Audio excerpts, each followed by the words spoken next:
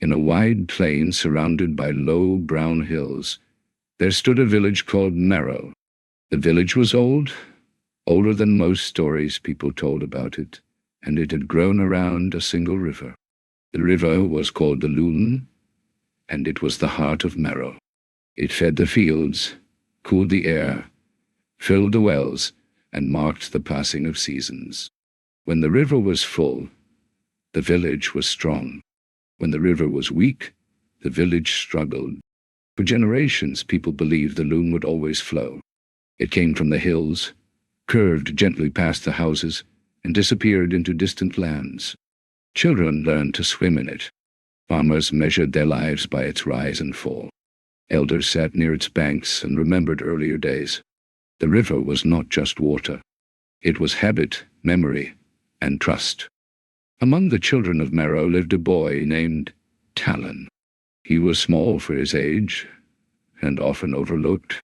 His hair was always messy, and his clothes were patched many times. He lived with his mother near the edge of the village, in a narrow house that leaned slightly to one side. His father had died years before while working far from home, and since then life had been quiet and careful. Talon spent much of his time near the river. While other children ran through fields or played in dusty streets, he sat on the bank and watched the water move. He noticed small changes that others missed. He saw where the current slowed, where stones shifted, and where plants bent differently from season to season. The river felt like a living thing to him, one that spoke without sound. One year the river began to change. At first, the change was small. The water ran a little lower in early spring. People said it was nothing and continued their work. Then summer came, and the river did not rise as it should have. Stones that were once hidden became visible. Fish grew scarce. Wells took longer to fill. The village council met and discussed weather, luck, and old cycles. Some said the hills were holding less snow. Others said the land was simply tired. No one wanted to believe the river itself was in danger. Talon felt unease growing inside him. Each morning he went to the river and saw more of its bed exposed. He followed it farther upstream than before, walking alone along narrow paths.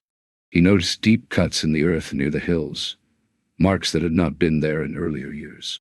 He noticed new channels where water escaped and vanished into the ground. When he tried to explain what he saw, adults smiled politely or waved him away. He was young. He was small. He did not have the words they respected. By late summer, the fields began to suffer. Crops yellowed early. Leaves curled inward. People worked longer hours, but effort could not replace water. Worry entered every home. The council decided to dig deeper wells. This helped for a short time, but the water drawn from below only weakened the ground. Small cracks appeared near the riverbank. A sense of quiet danger spread through the village. Talon continued his walks. One evening, as the sun lowered and the land cooled, he followed the river farther than ever before, past the familiar bends and trees. He reached a place where the Loon should have flowed strong and wide. Instead, he found a broken stretch of land. There, high in the hills, the river had been divided. A wide trench cut across the earth, guiding much of the water away from its natural path. Wooden walls held the trench in place. Stones were stacked carefully, showing skill and intention. The river had not weakened by chance. It had been changed by hands. Talon felt a mix of fear and clarity. The problem was real, and it had a shape. Nearby he found signs of recent work. Footprints, broken tools, and paths worn by carts. Someone had been taking the river. He returned to the village with this knowledge heavy inside him. But when he spoke, the council dismissed the idea. They could not believe anyone would dare to steal a river. Such an act felt too large, too bold. Days passed, and the river fell further. Then the first crisis came. A section of the riverbank collapsed near the center of the village. A storage shed slid into the shallow water and broke apart. No one was hurt, But fear became real. The ground itself could no longer be trusted. The council finally decided to act. They sent scouts toward the hills, but the paths were confusing, and the scouts returned with little proof. Time slipped away. Talon knew waiting would end Merrow. One night, under a thin moon, he packed bread and a small knife and set out alone. He followed the river backward, trusting his memory and the quiet pull he felt whenever he was near moving water. The journey took 2 days. His feet blistered and his body ached, but he continued. At last, he reached the trench again. This time he followed it farther, until he found a settlement hidden between hills. It was not a village like Merrow. It was new and sharp-edged. Wooden buildings stood in straight lines. Fields spread wide in green, far greener than Merrow's fields had been in years. At the center stood a large wheel turned by stolen water. The river had been taken to feed another place. Talon understood then that the people here depended on the water just as his village did. The problem was not simple evil. It was hunger meeting hunger. For a long time, Talon watched from a distance. He saw how the wheel powered tools. He saw how crops thrived. He saw children running through tall grass, laughing in a way Merrow's children no longer did.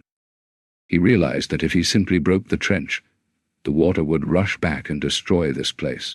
The land was not ready for sudden loss. People would suffer.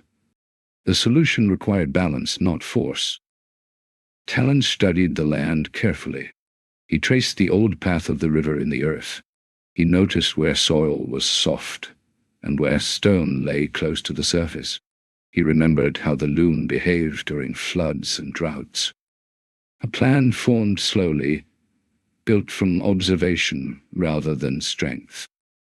Over several nights, Talon worked alone. He shifted stones and dug small channels that guided part of the water back toward its original bed. He worked with the land, not against it. The changes were slow and almost invisible. At first, nothing happened. Then, after a night of steady rain, the river began to choose its old path again. Water filled the shallow curves leading toward Merrow. The trench still carried water, but less than before. The wheel slowed, but it did not stop. The balance began to change. As days passed, the loon strengthened downstream. In Merrow, people noticed the water rise slightly. Wells filled faster. Fish returned in small numbers. Hope returned cautiously. But the hidden settlement noticed too. One morning, men followed the trench and found Talon working. They surrounded him, shocked to see a child at the center of their problem. Anger rose quickly. Tools were raised. Fear closed around Talon. This was the turning point. Instead of running, Talon stayed still. He led them to the places he had changed and showed how the water moved. He showed how the land could support both paths, if guided slowly. He showed them the cracks forming near their own fields from drawing too much water too fast. The truth was visible in the earth itself. The men hesitated. They had believed they were saving their people, but they had only delayed a larger disaster. If the land failed here, everyone would lose. The choice was no longer between villages. It was between care and collapse. Word spread quickly. Leaders from the settlement came. Then messengers were sent to Merrow. For the first time, the two communities met face to face. The meeting was tense and uncertain. Old fears rose easily, but the river spoke more clearly than any argument. The water now flowed in two controlled paths, feeding both lands without breaking either. An agreement was reached, not written on paper, but carved into the earth. Channels were rebuilt together. Stone by stone, the river was reshaped with respect. The true climax came weeks later, when heavy storms struck the hills. Rain fell harder than it had in years. Water rushed toward the valley with dangerous force. If the trench and channels failed, both settlements would be destroyed. People worked through the night, guided by the paths Talon had studied. Barriers held. Water spread safely across prepared ground. The river roared, but it did not break free. When the storm passed, both villages stood. Merrow's fields drank deeply. The hidden settlement's wheel turned again, steady and controlled. The river had not been conquered. It had been understood. Talon returned home quietly. He did not receive titles or rewards. Life returned to its routines, but something fundamental had changed. The council listened more closely to small voices. Children were taught not only how to work the land, but how to read it. Paths along the river were protected. Shared watch was kept upstream. Talon continued to visit the river, but now he was not alone. Others walked with him, learning to see what he saw. The loon flowed on, shaped by care rather than greed, and the village of Merrow learned that sometimes the one who saves a place is not the strongest or the loudest, but the one who notices first and refuses to look away.